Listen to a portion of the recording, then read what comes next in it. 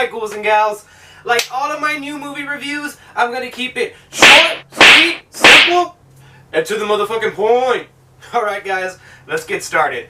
The Mule stars Clint Eastwood. Ever notice how you come across somebody once in a while that you shouldn't have fucked with? And it also stars Clint Eastwood. Well, I know I'm lying. It also stars one of my personal favorite actors, Michael Pena. But I'm here to tell you that sometimes I drink out of a volcano. And another one of my personal favorite actors, this dude right here. Hey, what are you doing? What are you doing?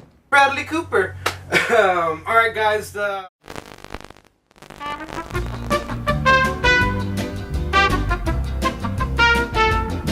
Mule follows Clint Eastwood's character, Earl, a 90-something-year-old man who's for more or less at the end of his rope, and he's kind of the type of man that I kind of relate to him. He's the type of man that is wants to be the life of the party. He loves the party. He loves to hang out. He loves to have a good time. He's very carefree. He's, as he described, a man that's never really had a plan B, and that's kind of the way I see myself.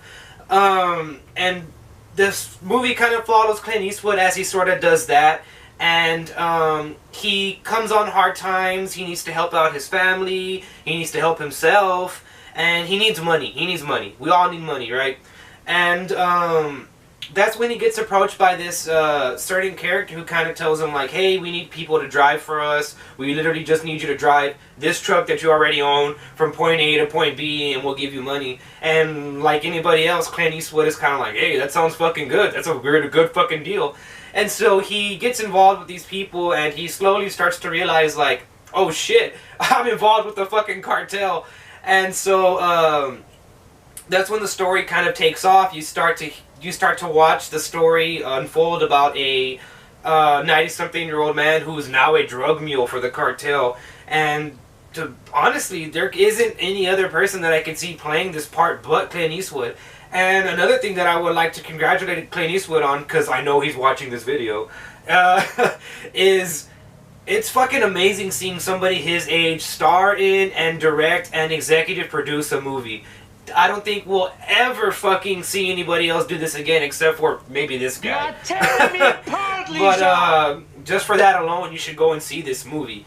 Not to mention that the movie's actually really fucking good. It's really compelling seeing Clint Eastwood kind of play against his character. I'm used to seeing Clint Eastwood kind of be like this hardened older man that doesn't really give a fuck, and in this movie he kind of plays, you know, more of a softer Clint Eastwood that we maybe haven't seen in a long time. And I really have to praise his performance, because he gives an amazing performance in this film. You really feel the fun-loving nature of his character Earl, and you also see why everybody treats him the way they do in the film. Another thing that really stuck out to me in this film is, again, the direction. Clint Eastwood is an amazing director, and he brings amazing style and amazing flair to this film, and it's just like really beautiful. But one thing I guess I can say that I didn't not that I didn't like it, but I wish they would have did a little bit more, was his relationship with Bradley Cooper and Michael Pena. Bradley Cooper and Michael Pena play two DEA officers that are kind of trying to bust the cartel that Clint Eastwood's working with, and I really wish they kind of would have adopted sort of a Robert De Niro and Al Pacino Heat relationship, where they kind of know that he's doing it and he knows that they're onto him, but they haven't been able to catch him. And that's kind of not the relationship that they have. The relationship they more have is kind of like they just stumble upon finding out that it's him, and then, you know, it goes from there.